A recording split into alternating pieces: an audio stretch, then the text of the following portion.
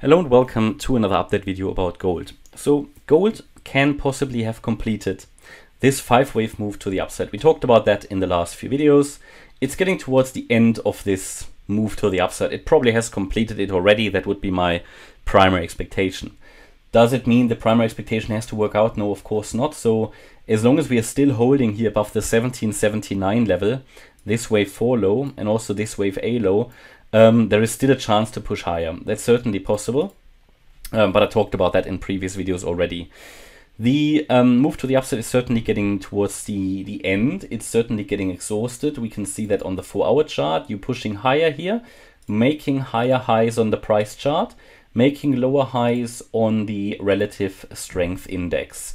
So that indicates that the move to the upside is getting exhausted. Yeah, you can see that here, descending trend line, ascending trend line, making higher highs on the price chart, lower highs on the relative strength index. So the momentum is reducing. This is certainly a warning signal, yeah. And we have also on the 4-hour chart now put in a bearish crossover on the relative on the MACD, yeah. Now this is only the 4-hour chart, yeah, but it suggests that we are now in another decline, and possibly this would move over onto the daily chart, where we already have a bearish crossover, so it could just be the continuation of that. We started that bearish crossover on the daily when we broke out of this ascending wedge, which in itself is a pattern of exhaustion. So the move to the upside could very well, you know, get exhausted or be exhausted, right?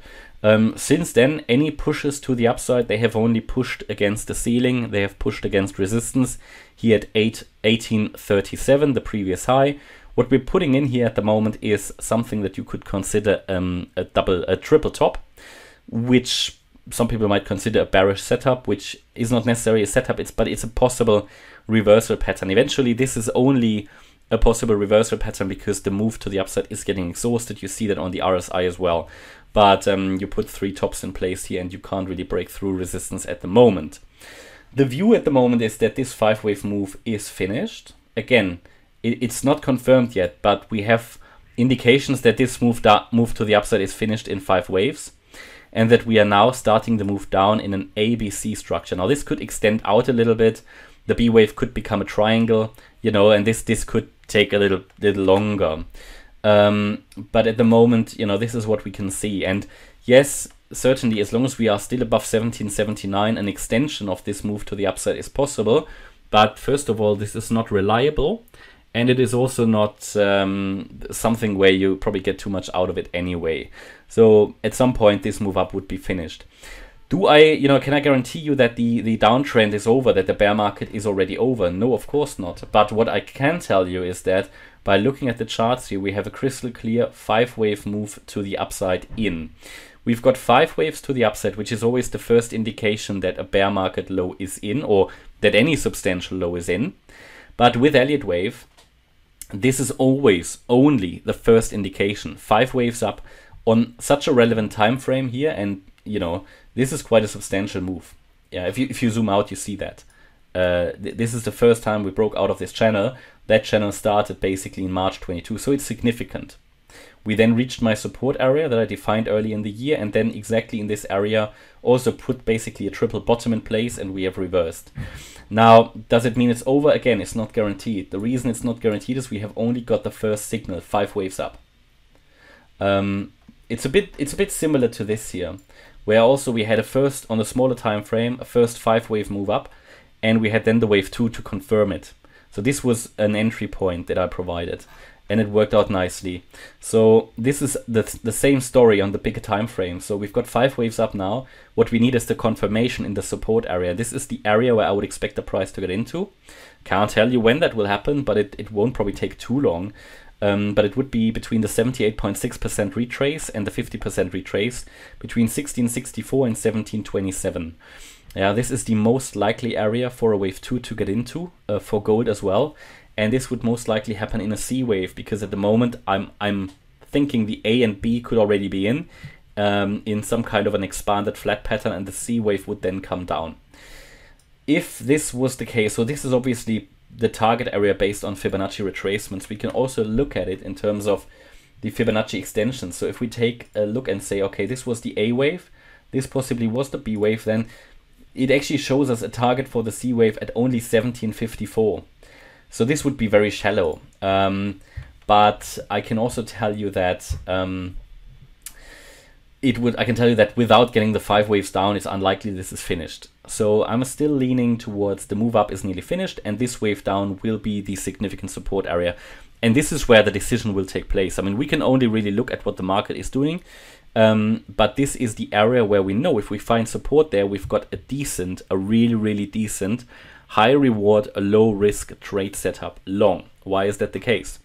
Because if it works out, we had 5 waves down, we had 3 waves up, a 1-2 setup, one of the best setups you get in Elliott wave. And then this next move up would be a wave 3. The wave 3 could take us above $2,000. And a key resistance area is obviously the $2,083 level. That wave X high from March 22. Above that, we have basically the option to move into that $2,500 roughly. Yeah, it's not as straightforward. It will move a bit, that target area, but sort of into the region of $2,500. Now again, that won't happen overnight. It will be messy. It will happen in ups and downs as well. But yeah, again, this will be possibly if this yellow area really ended the bear market, and if anybody missed getting in here, there is another possibility here. If this fails, okay, you know, you have hopefully your stop loss set, but from my point of view, and I will probably take that risk, there is a decent reward in here, because, you know, if you think about it, you might get in somewhere in this area, you know, you set your stop loss, so you risk maybe whatever, $100 or whatever, but you could gain quite a lot, because this eventually could take us to $2,500. So it's a decent reward to risk trade setup, and might be the last one of that sort for a long time. Yeah. Again, all of that provided that the support level is holding. That obviously is the condition. But yeah, it's certainly interesting. And how would it look like if we do push higher? What would it mean? So if we do push higher, I mean, I've got one more option here that I could look at in terms of, yeah, you know, maybe the high wasn't in yet, but it is just a completely unreliable wave pattern. I'm just going to show it to you. It would mean this was the wave 3, but this was not the wave 4 down here. So it was just a triangle, a large triangle. A wave, B wave, C wave, D wave, E wave down probably here, and then we could push up once more. But this is so unreliable. It's just an option that, you know, we could use to justify further upside. But again, how reliable is it? But even then, you know, I'm not looking at a massive increase here. So, but we need to have it as an option. But yeah, for me, the confirmation is below 1779. Getting below that level would take us into this area. And for anybody who missed the higher level point of view, let's look at that as well while we're doing this. So my view is that if I zoom out here completely, just sort of to understand the bigger picture here, wave 3 peaked in 2011. Wave 4 bottomed here in 2016. Since then, we have been in this wave 5. That is my primary expectation. That is valid as long as we're holding the $1,600 level, or at least don't substantially go below it. And in this wave 5, so far, my view is that we have seen only a wave 1 up, a wave 2 down, a wave 3 up, which was the peak in 2020. And then we saw a wave 4 down. That was in March 20. No, sorry. The wave 4 down is basically what we're seeing now to 1600, and we would then see another wave 5 up. What I am telling you, and that is only based here on the assumption that next year could be a really good opportunity for precious metals, for gold especially here. Silver is in a different situation, in a similar situation. But that after this 5th wave, I mean, this is most likely, from what I can see, this is going to put in a higher degree, a multi-year and maybe even multi-decade high. That means at some point when this high is in, this whole thing is gonna come down most likely. Yeah, this is pretty much in line with the DXY, with my view on the DXY, if you watch these videos. But yeah, this is certainly interesting, and this will be a warning. If we push higher, make a new all-time high, at some point I will be getting out. But yeah, the next support area would be certainly an interesting scaling in possibility. So yeah, and that's my view about gold. So I hope you liked the update. If you did, please hit the like button, leave a comment and subscribe. And if you really like the content, then please check out the channel membership. Thanks a lot for watching. Bye-bye.